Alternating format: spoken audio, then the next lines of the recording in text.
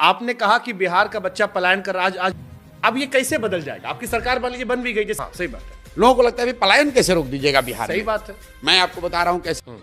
बिहार के बैंकों ने 26 लाख करोड़ रुपया यहां से पूंजी दूसरे जगह ट्रांसफर कर। आरबीआई एक आंकड़ा जारी करता है सीडी रेशियो। अगर बिहार के लोगों को नोएडा में घर खरीदना है उसको लोन नोएडा में मिल जाएगा, लेकिन बिहार के आदमी को पटना में घर बनाना है बैंक वाला लोन नहीं देगा। आपकी सरकार बन गई, अब आपने कहा कि बिहार का बच्चा पलायन कर आज आज बिहार की जो मैं बड़ी समस्या देखता हूं, लड़का पलायन करना पड़ता, छोटे छोटे पैसों के लिए दिल्ली में काम कर रहा है, स्वास्थ्य सुविधाएं बड़ी बदहाल है, स्कूल कॉलेजेस उस नहीं है, सब कुछ बदहाल है। हाँ, मतलब एक होता है कि प्रदेश में बदहाली है, बिहार में बदहाली में प्रदेश चल रहा है जी। अब ये कैसे बदल जाएगा? आपकी सरकार मान लीजिए बन भी गई जैसे, फिर मैं केजरीवाल को लाऊंगा। बिल्कुल बिल्कुल केजरीवाल जी जब आए बिल्कुल तब ठीक कहे बात। कि झोला था, अब कह रहे जी हम क्या करें जी, सारी समस्या तो उधर थी। छोड़िए, तो अब आप छोड़िए, कैसे आप हमसे ही पूछिए। हाँ, आप कैसे बदल दोगे? क्या बदल देंगे?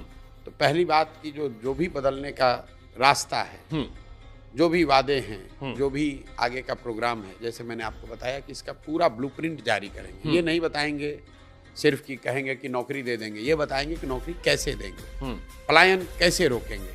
तो जो सबसे बड़ी समस्या है पलायन, मैं उसका एक आंसर देता हूँ, क्योंकि अगर 200 बात को बोलेंगे 2 घंटा लगेगा। हाँ, सही बात है। लोगों को लगता है पलायन कैसे रोक दीजिएगा बिहार में? सही बात है। मैं आपको बता रहा हूँ कैसे रोक देंगे। कैसे? बिहार में श्रम का पलायन क्यों है, पहले इसको समझिए। बिहार में श्रमिकों का, मजदूरों का पलायन इसलिए है क्योंकि यहाँ से पूंजी और बुद्धि का पलायन है। बिहार से आपको, आप पत्रकार हैं, आरबीआई का आंकड़ा निकालिए, पिछले 30-32 सालों में 1990 के बाद बिहार के बैंकों ने 26 लाख करोड़ रुपया यहां से पूंजी दूसरे जगह ट्रांसफर कर दिया। आरबीआई एक आंकड़ा जारी करता है सीडी रेशियो। देश भर में सीडी रेशियो 70-75% होता है, मतलब जितना पैसा आप बैंक में रखते हैं 70-75% पैसा बैंक लोन के तौर पर आपको देता है, समाज को देता है, ताकि आप घर बना सकें, गाड़ी खरीद सकें, रोजी रोजगार कर सकें। बिहार में सीडी रेशियो है एवरेज 40%। लालू जी के जमाने में 18% था, अभी नीतीश की सरकार में 40% है। इसका परिणाम क्या हो रहा है? पिछले महीने बैंकों ने यहाँ से 2,60,000 करोड़ रुपया दूसरे राज्यों में ट्रांसफर किया है। ये पैसा जा कहाँ रहा है? ये पैसा जा रहा है गुजरात, कर्नाटक, केरल, तमिलनाडु, आंध्र प्रदेश, तेलंगाना। वहाँ पर सीडी रेशियो कितना है? 90, 95, 100, 105। अगर बिहार के लोगों को नोएडा में घर खरीदना है उसको लोन नोएडा में मिल जाएगा, लेकिन बिहार के आदमी को पटना में घर बनाना है बैंक वाला लोन नहीं देगा। इसलिए सर फंड आना होगा। नहीं, फंड तो आपको बता रहे हैं, कॉलेज के फंड बजट से नहीं आना है। अगर यहाँ के बैंक, हमको बाहर से पैसा नहीं चाहिए, जो आएगा वो बात का देखा है। बिहार की गरीब जनता ने पिछले फाइनेंशियल ईयर में 4,61,000 करोड़ रुपया बिहार के बैंकों में जमा किया, और उस अगर देश का औसत सीडी रेशियो आप देखेंगे तो बिहार में लोगों को 2,80,000 करोड़ रुपया लोन मिलना चाहिए था। लोन मिला 1,60,000 करोड़। तो हम लोग का तो 1,20,000 करोड़ रुपया ऐसे ही चला गया। बिहार का पूरा बजट है 2,40,000 करोड़।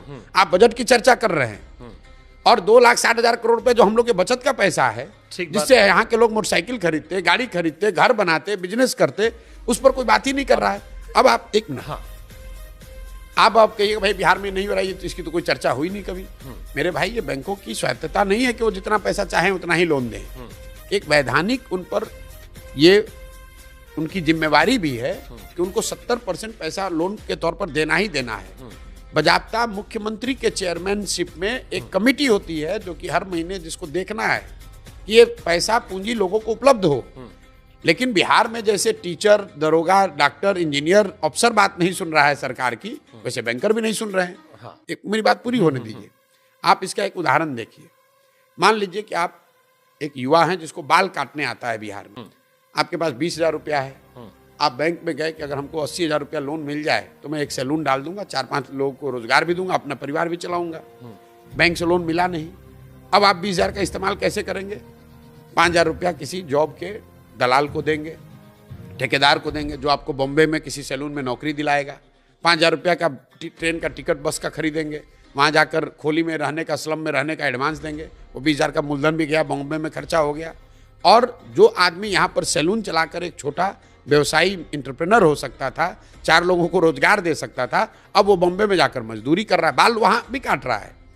बाल काटने उसको आता है, लेकिन वो बाल पूंजी के अभाव में मजदूर बन के काट रहा है। अगर उसको पूंजी होती तो बिहार में वो छोटा एंटरप्रेन्योर बन के हो। आप नोएडा में देखिए, दिल्ली में देखिए, बॉम्बे में देखिए, जितने लोग काम कर रहे हैं, घर बनाने वाले, प्लम्बर हैं, इलेक्ट्रीशियन हैं, फॉल सीलिंग वाले, सब यूपी बिहार के लोग हैं। ठीक बात। मेरे भाई, अगर बिहार में घर बनेगा तो वो लड़का दिल्ली में क्यों काम करेगा? मैं 100% और बिहार में घर कब बनेगा? फैक्चुअल, मुझे ये बात समझ में भी आ रही जो आप बता रहे हो, मुझे समझ रहा हूँ। लेकिन फिर मेरे मन में एक बहुत मासूम सा सवाल आ रहा है जो शायद बहुत सारे दर्शकों के मन में आएगा कि ये बात आप नीतीश जी को क्यों नहीं समझा पाए?